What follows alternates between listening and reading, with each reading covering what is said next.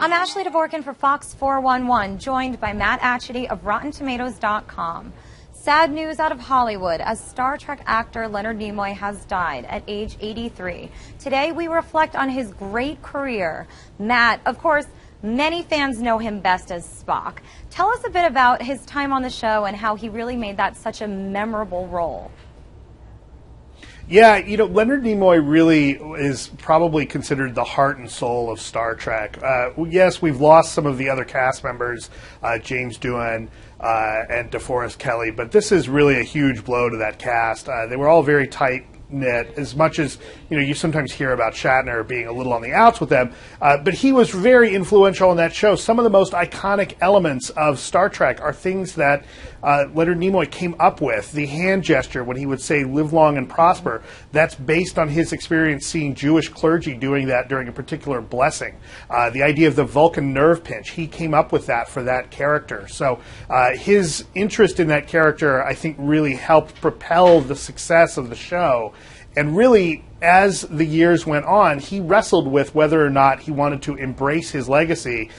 For a time in the 70s, he wrote a book, for instance, called I Am Not Spock, that he kind of tried to distance himself a little bit from that. But then he came around 20 years later, wrote another autobiography called I Am Spock, and really embraced that. And it's a legacy that he took very seriously. Yes, well, his longtime co-star, as you mentioned, William Shatner, actually had this to say to Fox 411. "I loved him like a brother. We will all miss his humor, his talent, and his capacity to love." So, of course, he meant so much to that show, so much to the fans of that show. He also went behind the camera. Talk about some of his work as a director. Yeah, he directed the third Star Trek movie, The Search for Spock. He was approached by the producers after the second film where Spock had been killed, and he was a little concerned, but he embraced that, then went on the next year, 1988, to direct Three Men and a Baby, which was the highest grossing film of that year. After that, he did a little bit of directing some TV episodes, but he pretty much hung it up, as if to say, well, I've made a successful film. I know that I can do it. I don't need to keep beating my head against the wall trying to replicate that. He directed some TV. He produced some TV specials. We had seen him in other television shows. After Star Trek, we saw him do a stint on Mission Impossible. He had the iconic show In Search Of, where he was the narrator, which was kind of an early version of reality television. So he had a very long career. His hobby was photography. He would have shows in Los Angeles from time to time, doing black and white photography of the human form. Very, very talented man. Spent some time as a writer. Really kind of an artistic renaissance man. Sure, and talk about when he revisited his role as Spock in the movies and sort of the reaction to that, obviously, the fans seeing him again in that role. Yeah, that was one of the things that you had to see. The original first Star Trek movie, there was a point at which you thought maybe we're not going to see Spock. Then he comes back. He doesn't make it past the second movie, but then he is such an icon, you can't move away from him. And when the Star Trek films get rebooted with a new cast, the one person that they make sure to have included is Leonard Nimoy as Spock. His legacy as that character really is key to that enjoyment of Star Trek.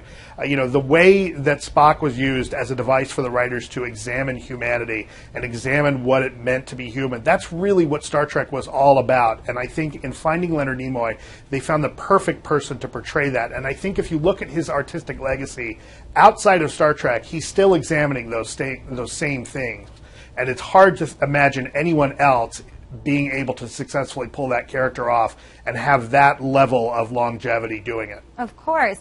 And now, talk about some of the TV work. You spoke about TV work after Star Trek. Later on, maybe projects and appearances that really stood out. Yeah, he was a cast member on Mission Impossible for a while. He did the voiceover work for In Search Of. We saw him direct some TV episodes. He teamed back up with William Shatner, directed a couple episodes of T.J. Hooker. He had produced some TV specials. So he definitely kept his hand in TV. And although his legacy isn't as big outside of Star Trek, he definitely had a bit of an influence there. I want to point out that it is interesting that you see one of the cast members in Mission Impossible is almost Martin Landau almost ended up with the role of Spock, that is. But then we later saw him on Fringe, a recent sci-fi TV show. Clearly, Leonard Nimoy loved doing science fiction. Fans love to watch him do it. You know, we saw him do voiceover work for both animated shows and video games. He was a real icon. Loved the fans, loved to interact with the fans, and it's going to be a legacy that I think is hard to repeat. Absolutely. Matt, thank you so much for your time. Really appreciate it. Thank you. And in honor of the man himself, I'm going to leave you with that iconic greeting and an iconic goodbye. Live long and prosper. That's right. In the great words of Leonard Nimoy, thank you. Live long and prosper. Thank you, Matt. Thank you. For more on the life and career of Leonard Nimoy, see fox411.com. I'm Ashley Dvorkin.